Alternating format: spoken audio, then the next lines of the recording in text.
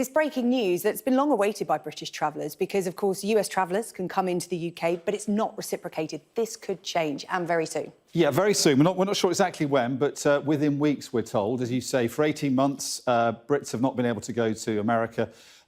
More recently, that Americans have been able to travel here, to the annoyance, I think, of many Brits who'd like to go to America. So this has been at the forefront of those British travellers and European travellers who want to go to America and have been unable to do so. It seems that sort of choreographed as part of the UN General Assembly manoeuvring that's going on, the meetings between Biden and Johnson that we're going to see later on this week, and between other European leaders and the president. The Americans have agreed that vaccinated people, so it's not everybody, but those who are vaccinated passengers from the European Union and Britain will be allowed to travel to the US, so they're relaxing travel restrictions, and that's going to be part of a sort of broader policy for international travel. So we're not entirely clear when, but we think sometime between now and November, within weeks. Some more details will sort of be fleshed out, I guess, in the coming days. But the key fact is that for British people and Europeans who want to travel to America, as long as you've been double vaccinated, you're going to be able to go at some point in the near future. Yeah, November being mooted at the moment. And America has always said it will follow the science, but it left people scratching their heads in terms of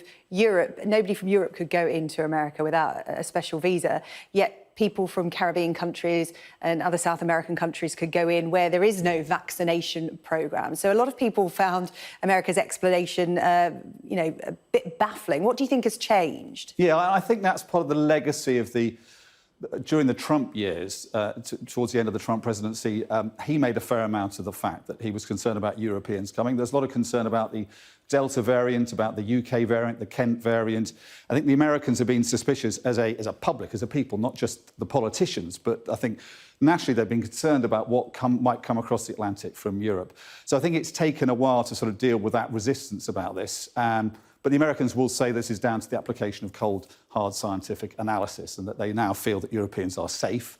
They can travel to America as long as they've been vaccinated, and that poses no real risk to Americans. I think it also shows us some greater confidence amongst Americans because their vaccination programme has been more sort of bullish than our own. You can walk into a chemist or a pharmacist in America and get your vaccine. So as long as you're rich enough to do that, they got vaccinated before we did. So I think there's a growing sort of, I guess, more relaxed approach to vaccinated travellers coming to America. But as you say, there was that kind of dissonance between those who were vaccinated and those allowed from other countries, for whatever reason, without vaccinations. That now is sort of being balanced out, and it looks like that British and European nationals can go there as long as they've had both vaccines.